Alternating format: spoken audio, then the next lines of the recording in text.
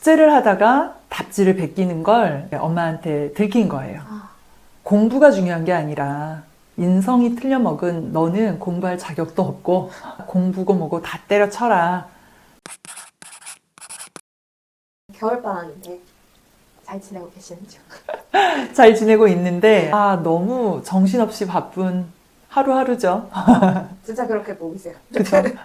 거의 계속 상담 중이시고. 맞아요. 이러다가는 영상을 정말 한 달에 하나도 못 올리겠다 싶어서 그냥 무작정 카메라를 켰고, 어찌 보면 소소한 고민이기도 하지만 엄마한테는 정말 절박한 고민이기도 한 그런 사례들을 좀 그냥 정말 편하게 이야기 나눠봤으면 좋겠어서. 저도 아이들을 공부를 시키고 있는 입장이다 보니 때로는 학부모님들의 마음이 동화가 돼서 쟤는 왜 저럴까? 이런 생각을 많이 하거든요. 그쵸. 네. 원장님께서 항상 이렇게 아이들 얘기를 해주면 그럴 수도 있겠거나 하면서 많이 배우는 게 있는데 그쵸. 혹시 얘기해 주실 만한 게 있으실까요? 엊그제 아이가 등원하자마자 눈물을 뚝뚝 흘리면서 이제 학원에 못 다닐 것 같다고, 엄마가 공부고 뭐고 다 때려쳐라, 짐 싸서 오라고 했다는 거예요. 그래서 엄마한테 왜 혼이 났냐, 엄마가 왜 그렇게 화가 나신 것 같냐 물어보니까 숙제를 하다가 답지를 베끼는 걸 엄마한테 들킨 거예요. 그래서 이제 어머님 하시는 말씀이 공부가 중요한 게 아니라 인성이 틀려먹은 너는 공부할 자격도 없고 그러니 공부고 뭐고 다 때려쳐서 이제 너는 공부 안 해도 되니까 그냥 짐 싸가지고 오라고 했다는 거죠.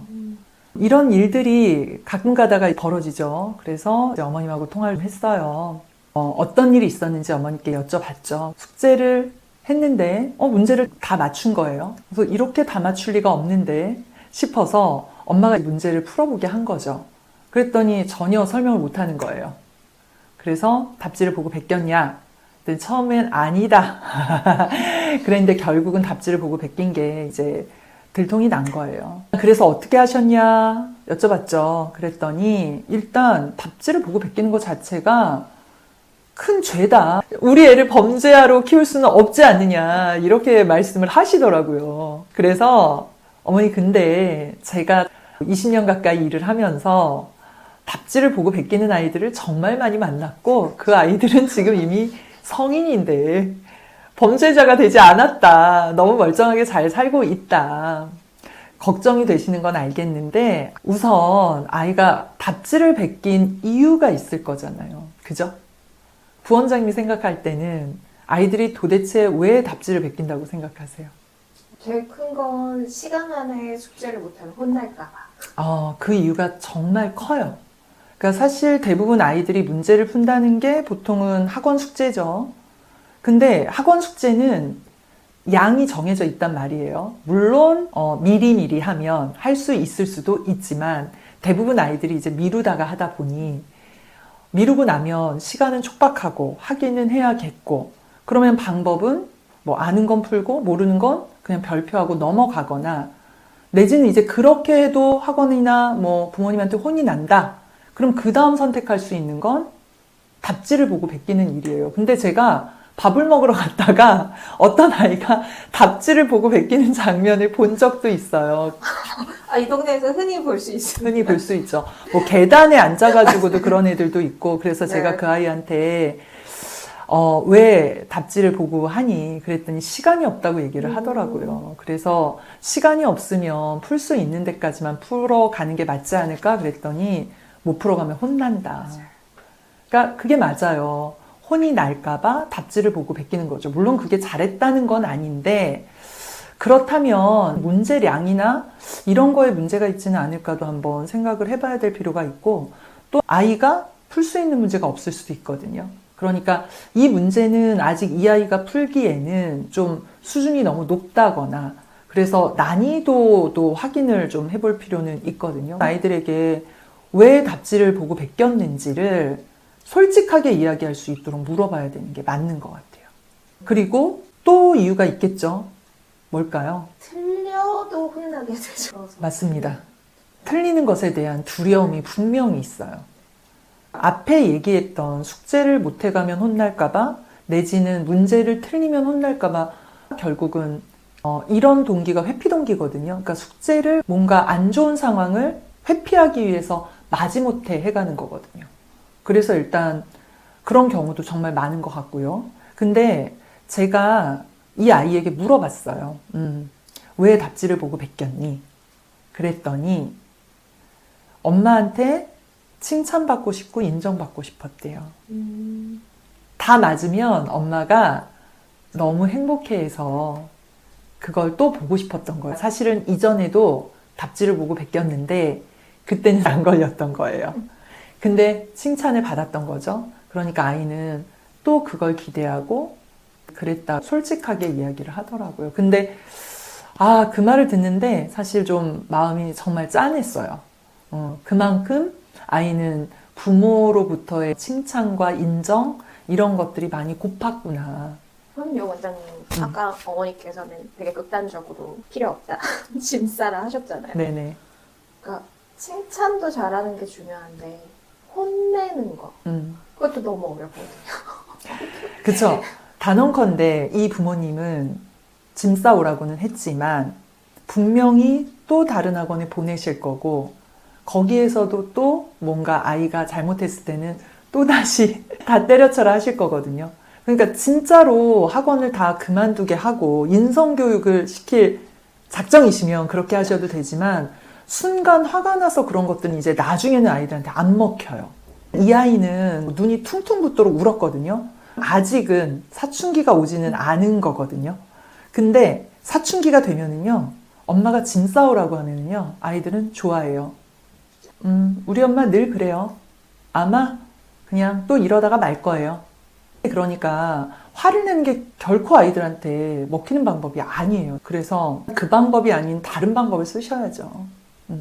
아까 말씀드린 것처럼 아이가 과제를 하지 않았을 때, 과제를 베꼈을 때 그냥 넘어가라는 말은 아니에요.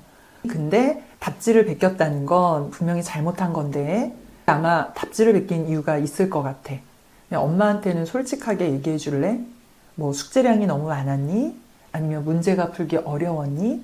숙제량이 많았다고 하면 숙제량을 좀 줄여줘야 되는 게 맞고요. 과제가 너무 어려웠다고 하면 과제의 난이도가 이 아이하고 맞지 않았기 때문에 그럴 수도 있거든요. 그리고 이제 아까 전에 말씀드린 것처럼 엄마한테 칭찬받고 싶어서라고 이야기를 하면 돌아보셔야 돼요. 엄마가 칭찬이 정말 부족했구나. 그건 엄마가 정말 미안해. 너가 잘한 부분들은 엄마도 마음속으로는 잘했다고 생각을 하고 있었는데 그게 표현이 안 됐을 뿐이야. 근데 엄마가 앞으로는 칭찬을 해줄 테니까 근데 이런 걸로 칭찬을 받는 건 사실은 좋은 건 아닌 것 같아 라고 이야기를 해주면 애들도 깨닫는 바가 있어요. 아이들도 자기가 잘못한 부분에 대해서 사실 받아들여요. 근데 솔직히 얘기하면은 혼을 낸다기보단 화를 내는 경우가 많아요. 화가 나잖아요, 사실은. 그러니까 감정이 섞이는 게 가장 큰 문제거든요. 감정이 섞이는 순간 이게 아이한테 진정성 있게 전달이 되지 않는 것 같아요. 그래서 늘 저도 조심해야 되는 건 내가 지금 이 아이가 잘못한 부분을 진심으로 느끼도록 조언을 해주고 있는가 아니면 화를 내고 있는가 그런 부분을 고민해야 되고 오늘 어떤 아이가 저희 플래너 거기 공부 일기에다가 공부한 걸 점검받으면서 점검하는 코치님한테 칭찬을 받았다는 얘기를 썼어요. 오늘 과학 공부를 점검받으면서 코치님이 칭찬을 해주셔서 너무 기분이 좋았고 그래서 공부가 재밌어졌고 내일 힘들지만 더 열심히 해서 진짜 더 잘해야겠다. 이런 멘트를 좀 보면서 진짜 좀 느끼는 바가 많았거든요. 그렇죠. 부모님도 마음이 사실은 급하신 거거든요. 이번 겨울방학 때 기초가 부족하면 기초를 잡아야 되고 그리고 또 이제 다음 학기에 대한 대비 다음 학기에는 분명히 성적을 지금보다는 더 올리고 싶다는 게 대부분 있다 보니 그러면 마음이 조급해질 수밖에 없는 거예요. 그러니까 아이한테 나는 이렇게 급한데 너는 그렇게 천하태평이냐 이것부터가 이제 화가 나는 거예요. 맞아. 근데 사실 공부의 주체가 아이기 때문에 부모가 조바심 낸다고 해서 아이의 속도가 그걸 따라올 수는 없어요. 분명한 건 우리 아이의 속도에 맞춰야 되는 게 맞아요. 근데 우리는 보통의 정해진 속도에 모든 아이들이 다 따라가야 된다고 생각을 하고 그 속도에서 우리 아이가 좀 뒤처지면 그게 굉장히 큰 불안감을 만들고 그 불안감이 결국은 아이한테 화를 내게 되고 이렇게 가게 되는 것 같아요. 네. 그래 놓고 또 후회하시고 또 마음 아파하시고 그게 부모님이시죠. 그렇죠. 그러면 그런 마음을 갖고 지금 겨울방학을 보내고 있는 학부모님들께 마음의 불안을 좀 잠재울 수 있는 한마디를 해주신다면? 너무 아이의 학습에 깊이 개입하거나 들여다보지 마시라는 말씀 드리고 싶어요. 부모님이 점검을 해보시는 거예요. 근데 그러다 보면 부족한 것들이 잡힐 수밖에 없어요. 어른의 입장에서 보면은 다 잘했다는 없거든요. 그러면 잘한 것에 대한 칭찬보다는 못한 부분에 대한 피드백이 먼저 들어갈 수밖에 없어요. 그러면 아이들은 엄마는 나한테 절대 칭찬 안 해. 내가 잘해도 어차피 칭찬은 하지 않을 거야. 이런 생각이 들기 때문에 그러면 그 다음부터는 부모가 하는 어떤 말도 귀로 들어오지 않는 거거든요. 사춘기 아이들은 부모님이 학습을 디테일하게 현미경 들여다보듯이 들여다보지 않는 게 가장 좋은 방법 같아요. 그리고 아이가 어려움이 있지는 않은가 그런 부분에 대해서 아이하고 대화를 하는 게 맞거든요. 요즘 학원 다니면서 숙제하는 건 어때? 뭐 숙제량이 너무 많다거나 아니면 문제가 너무 어렵다거나 그런 건 없어? 이렇게 아이의 어려움 같은 것들을 물어보시면 좋을 것 같아요. 이제 공부의 주도권은 아이에게 넘겨주시는 게 좋고요. 그리고 뭐 사춘기가 오지 않았고 아이가 그런 것들을 잘 스스로 판단을 못하는 초등학생 같은 경우는 부모님이 이제 그런 부분을 바로 잡아주시면 좋아요. 숙제를 하면서 일단 숙제량이 너무 많지는 않은지 난이도가 어렵지는 않은지 그럴 땐 엄마한테 이야기해야 돼. 그리고 만약에 숙제량이 너무 많아도 답지나 이런 것들을 너무 빨리 보지 말고 고민을 하다가 다 못해도 괜찮아. 이런 것들을 아이한테 미리 알려주셔야 돼요. 근데 우리 아이들 어릴 때부터 숙제를 다 못하면 혼난다. 이건 숙제를 다 못한 건 네가 게으름을 부렸기 때문이야. 이렇게로 그냥 연결이 되다 보니 어떻게든 다 해야 된다는 어떤 강박관념이죠. 부모님께서 우리 아이를 무조건 답지를 베낀 나쁜 아이, 게으른 아이 이렇게 보지 마시고 우리 아이가 어려움을 겪고 있는 건 아닐까? 그렇게 아이랑 대화를 해보시는 걸 좀 부탁을 드려요. 오늘은 부모님이 고민하시는 부분에 대해서 도움이 될 만한 얘기들을 좀 나눠봤거든요. 오늘은 이 영상으로 대신하고요. 제가 다른 주제로 빨리 영상을 다시 올리도록 하겠습니다.